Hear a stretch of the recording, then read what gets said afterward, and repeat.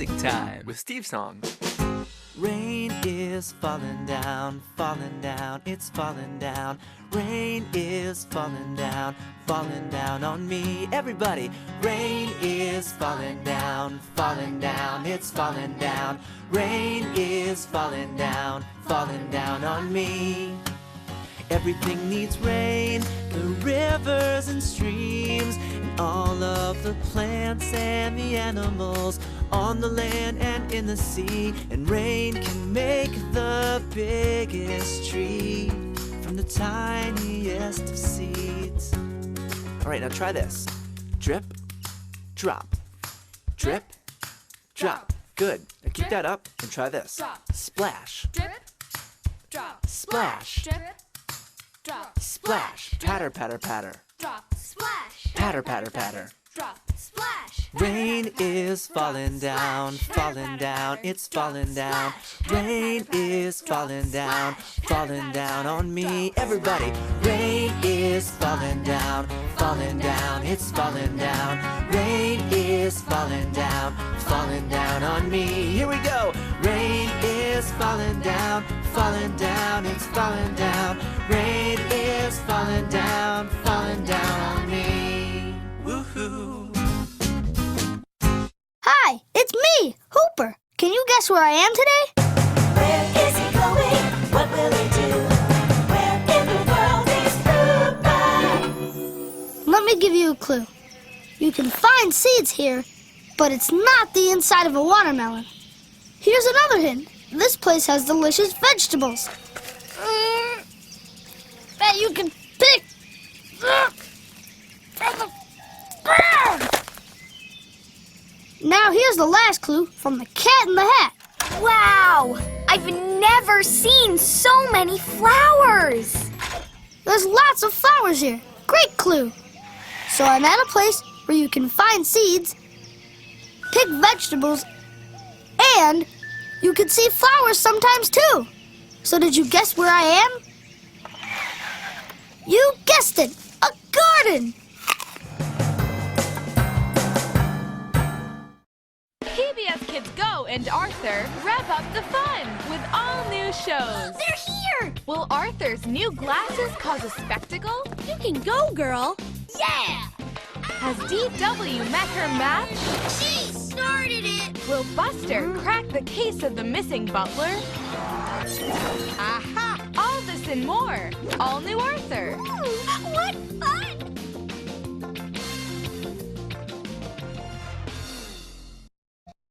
There's a show on PBS Kids that has everyone learning to read. WordWorld, where letters come together to build new friends, new places, and a whole new world of fun. It's time to build a word. Let's build it. Let's build it now. All. Ball! Let's play ball! Yay! Watch WordWorld weekdays only on PBS Kids. And you can have fun building words every day at pbskids.org. Let's get this show on the road. Hi, I'm Murray from Sesame Street, and I'm looking for the word on the street. What's the word on the street? Cactus. Whoa, glockenspiel. Penguin. How's the water, guys? Stuck. Join Murray and see how much fun learning new words can be. This season on Sesame Street. See you later. Okay. Word Up, weekday mornings at 11.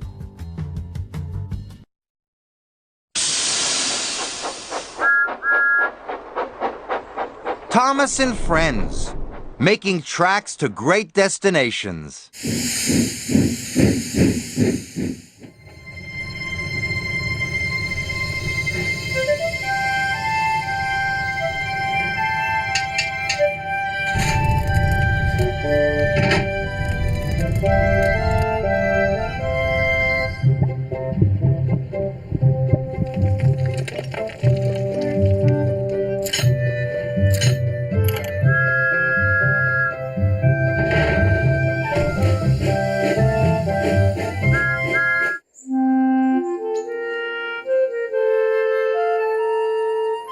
Dear Christopher, here is your friend Thomas the Tank Engine.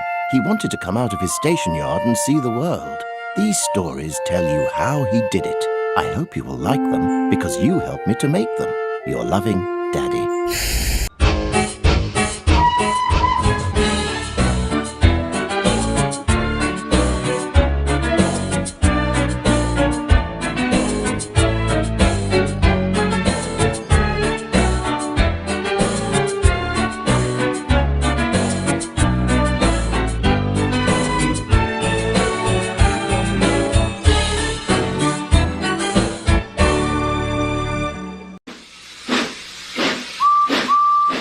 James the Red Engine was exhausted.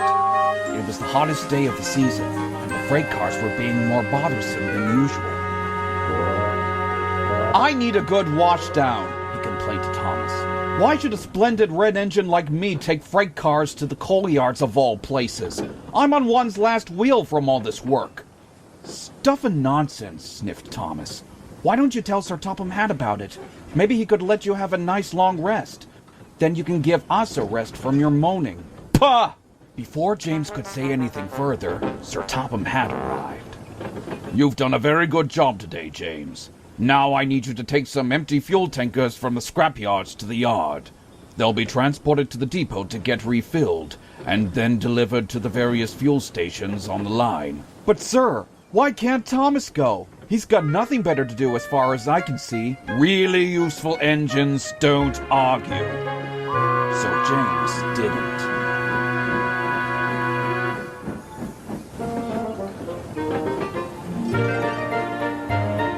He chuffed crossly down the line. He had trouble with tankers before, and was not looking forward to a repeat. When he arrived at the scrapyards, he collected the tankers from the sidings. They looked like they hadn't been used for a long time. One of the diesels oiled in. About time you kettles deliver more fuel. Our station is running low. Are these tankers safe to use? Asked James. I really don't trust the look of their condition. Those are the only ones around, dear. Either take these or use your own boiler if you want to end up here where you belong. James took no notice and fumed away, but he was a little uneasy. After he delivered the train to the yard, he returned to the sheds. He noticed that Thomas was nowhere to be seen. Where's Thomas? He's usually at the sheds at this time.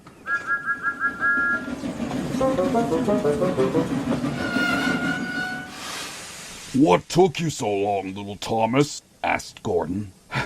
I had to bring a train of fuel tankers to the yard. They're needed for the depot tomorrow. Oh, are they now? Laughed James. Huh, imagine that. I didn't know I was getting extra help. It is a lot of fuel, James, grumbled Thomas. It needs more tankers than the ones you collected.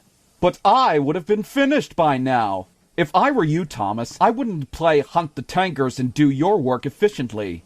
Perhaps just let a reliable engine like me do the job. Is that right? Smirked Percy. I know a tale about some tar tankers that indicates otherwise. James shot a look, but Gordon interjected. I propose, he tried not to chuckle, it's high time we all got some sleep. And so they did. James arrived at the yards to see that the sidings were full of tankers. The yard manager came to see James's crew. They are all for the fuel depot to get filled. As soon as they're loaded, bring them back here so the night train can collect them. Right, replied the driver. But that's going to take all day, James groaned. James wasn't pleased, but regardless, he coupled up to the train and set off. At the depot, workmen began filling up the tankers. James hated the smell of fuel in the air. He now wished he was back in the coal yards. It was getting late, and the last of the tankers were almost full. James and his crew were just resting, when suddenly they heard the foreman cry out, "Clear out! It's about to explode!" One of the old tankers was on fire. Worse still, the flames were spreading and nearing the tankers on the other track. The foreman was anxious. If those tankers catch fire, the whole depot will go up in flames. Then James had an idea. We need to move the flaming tankers out of the way so the fire won't spread. His driver and firemen agreed. It's now or never, James. Come on. James backed down to the tankers and pulled them out onto the open line as carefully as he could. Once they were in a safe distance, the firemen quickly uncoupled the tankers and James shot forwards with one final effort. Just in time.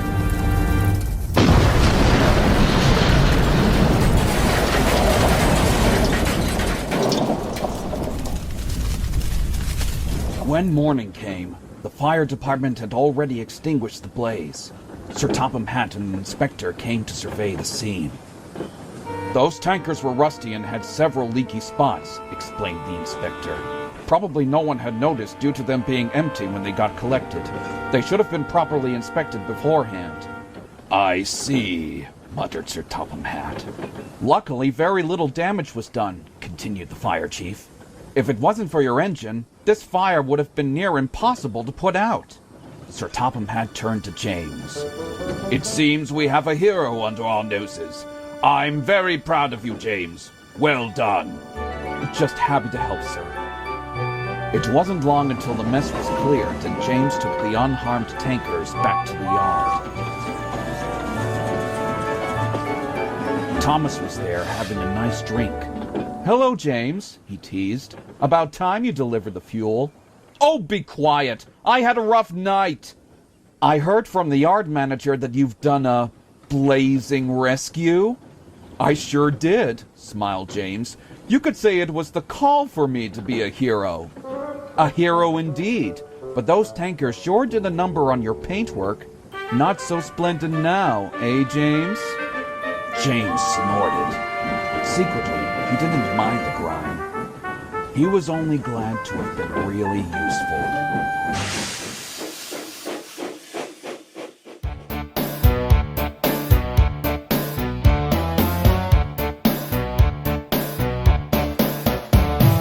Sodor's always busy with jobs that must be done.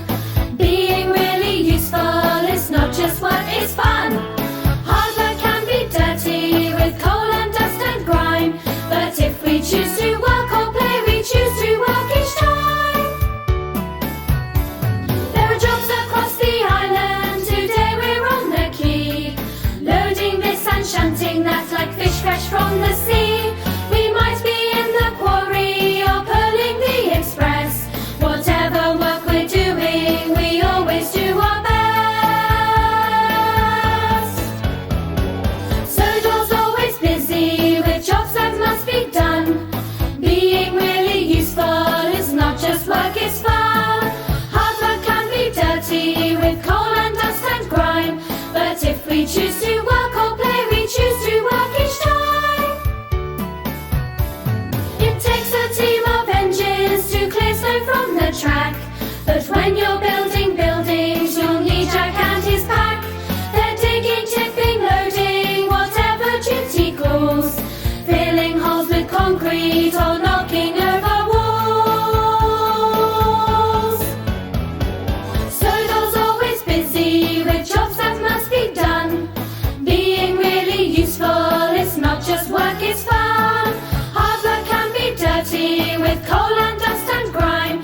But if we choose to work or play, we choose to work each time.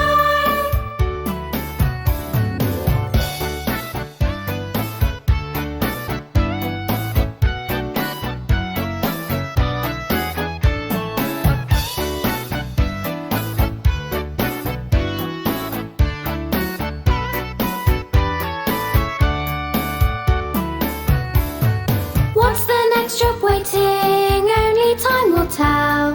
If a job's worth doing, we like to do it well. Sodor's always busy with jobs that must be done. Being really useful is not just work, it's fun. Hard work can be dirty with coal and dust and grime. But if we choose to work or play, we choose to work each time. Sodor's always busy with jobs that must be done. Being really useful is not just work, it's fun. Hard work can be dirty with coal and dust and grime. But if we choose to work or play, we choose to work each time.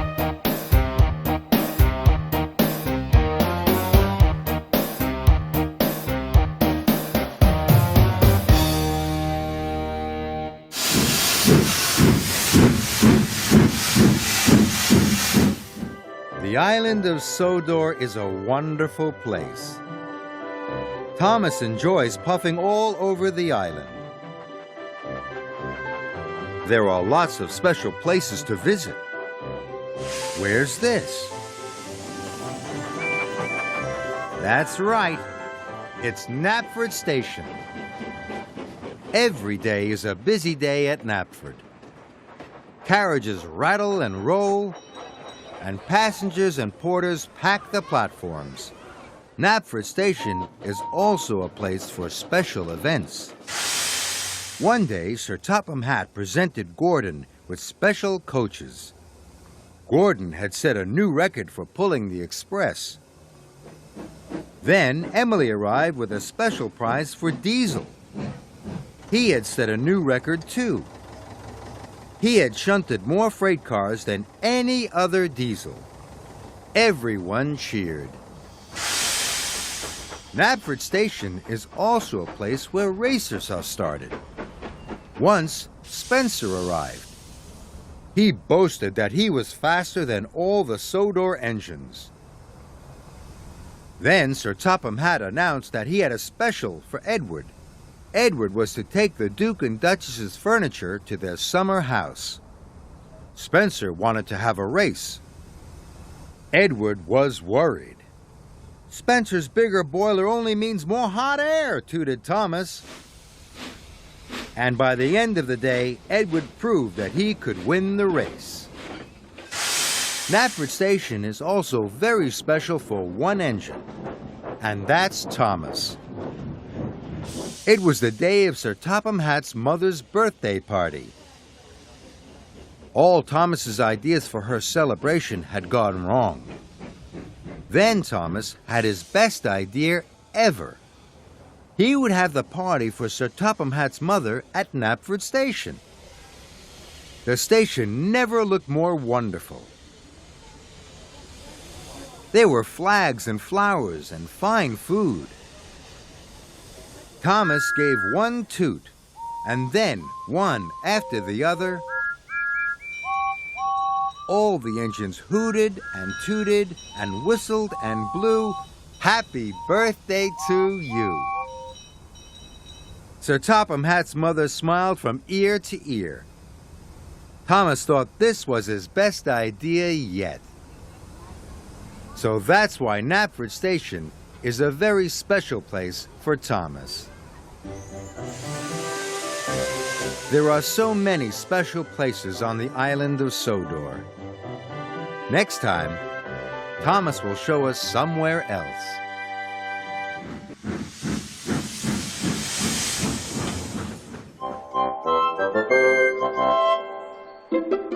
Here are some dots.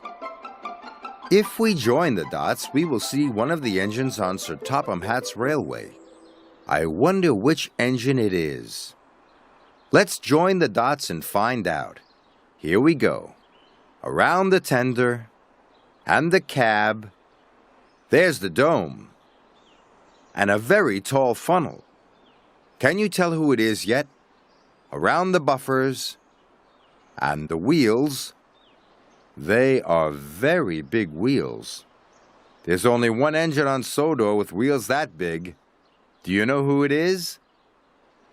Yes, it's Emily. Hello, Emily.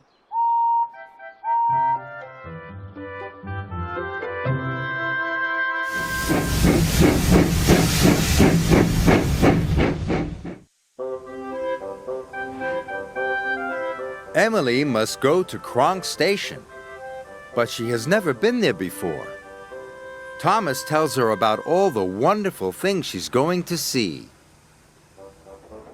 First of all, said Thomas, you go through Knapford Station. Then you puff past the old lighthouse and cross over the iron bridge. I wonder if Emily can remember all those places.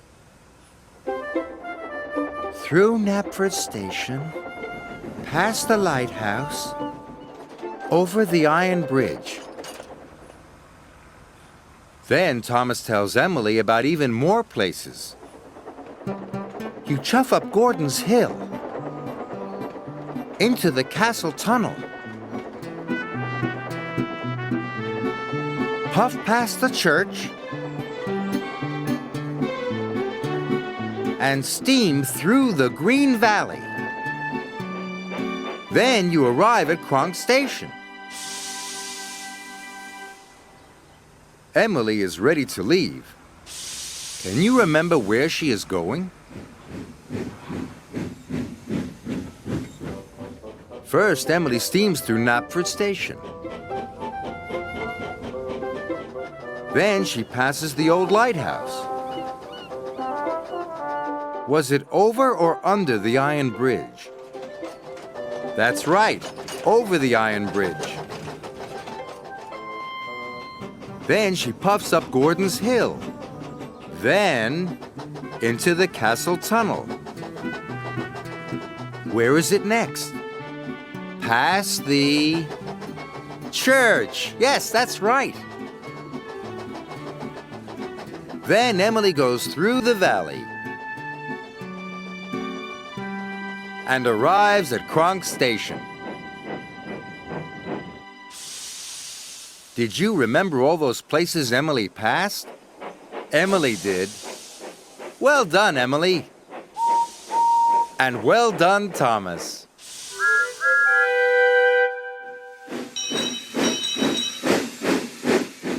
Thomas is feeling very hot today. What will help him cool down? There are 3 different containers. What's in the first container? It's coal.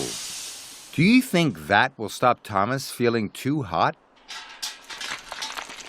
No, more coal will make a bigger fire in Thomas's firebox. That will make him even hotter. What about the next container? Soap flakes. Will they stop Thomas feeling hot? No, the soap flakes have made Thomas blow bubbles. And they won't stop him feeling too hot. One more container to try. What's in this one? It's water. Do you think water will help? Yes. Extra water in Thomas's boiler will stop him feeling too hot. Now Thomas has cooled down.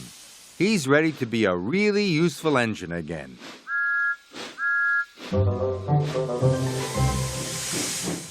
It was a very busy morning at the quarry. Edward was bringing a train of supplies to the yards. He was about to set off home when he noticed Percy resting in the sheds. He was also very exhausted from all his quarry work. "Good morning, Percy," whistled Edward. "Have any of your trucks been causing you trouble?" "Yes, indeed, Edward," said Percy. "These trucks have been very troublesome. And it doesn't help that I've had more work than ever. I don't know if I'm on my cab or my wheels from all the extra work." Edward smiled warmly. "You look the right way up to me," chuckled Edward. "And don't be too hard on yourself, little Percy. When I was a young engine, I enjoyed my work very much. But as the years went by, I became older and older and started to feel worn out. But it never stopped me from finishing the task at hand. After all, people are counting on us, and I'm very sure you'll finish the work in no time." Percy smiled. "I must get back to work. I have to head to the docks for my other order of trucks. Thank you for the advice, Edward." And he cheerily puffed away. When the engines returned to the sheds that evening, the Fat Controller was there waiting for them. "Tonight there will be a storm, and with this small caveat, you will all need to pace yourselves to make sure you won't get into any accidents." Edward looked worried. "Last time I took a train out in the rain, I nearly ripped my side apart." "That's because you're just a little engine," scoffed Gordon. "I would have easily taken that train through the storm. Water's nothing to a big engine." Thomas and Percy were quick to intervene. Edward, however, decided to ignore Gordon's rude comment and went to sleep, still worried. Later that night, Gordon was taking a midnight express to the end of the line. The Fat Controller had been right. The storm was terrible. Rain poured down, lightning struck, and it made things very difficult to see. Come on, grumbled Gordon. I won't be delayed because of some water. But then there was trouble. As he approached his hill, he heard a loud bang from his cylinders.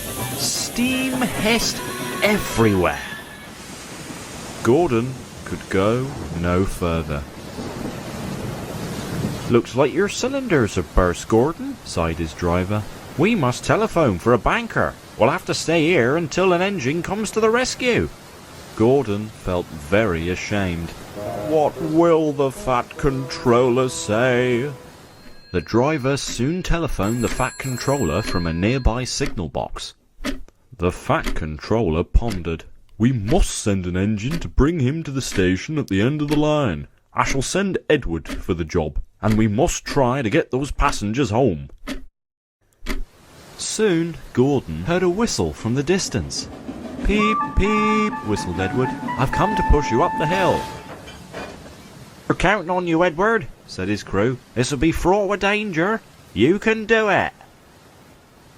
Edward slowly pushed and puffed. Smoke billowed around as they slowly climbed up the hill. We can do it! We can do it! Puffed Edward. Pull harder! Pull harder! Gordon wheezed. Trying with all their might, the cavalcade finally reached the top of the hill. We've done it! We've done it! Whistled Edward. The passengers waved and cheered for Edward as they flew through stations and soon reached the end of the line.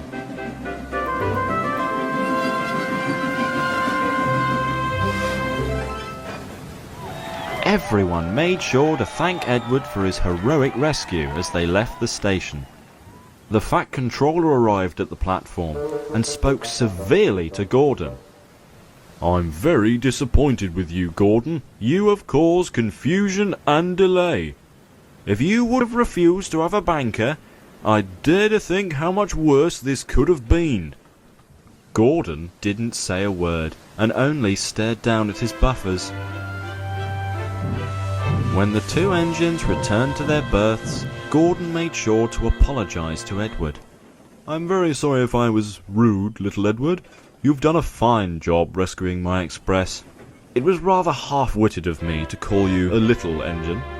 Thank you, Gordon, chuckled Edward. And once more, if you need another push up the hill, I'll be there to be your banker. All you need is a little bit of luck. Gordon could only smile as they both drifted off to sleep.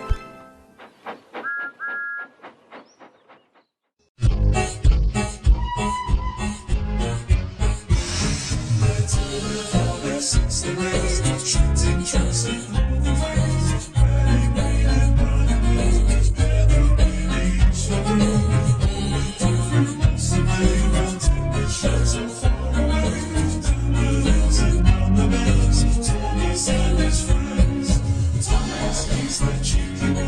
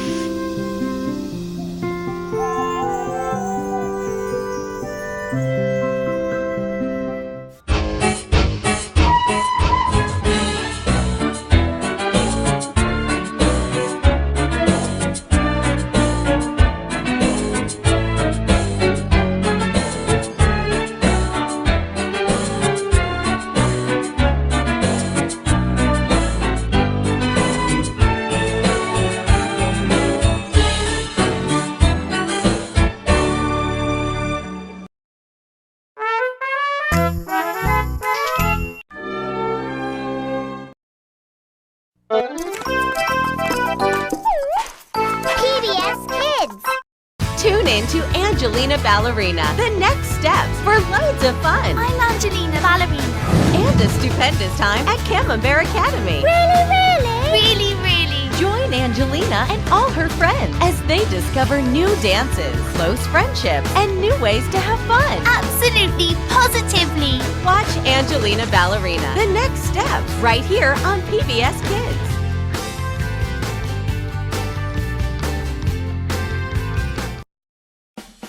Want to hear some dynamite dino news? We want to hear it! Dinosaur Train is on weekdays. Really? You kidding? Yeah! Catch Dinosaur Train weekdays on PBS Kids or watch anytime you want at pbskids.org.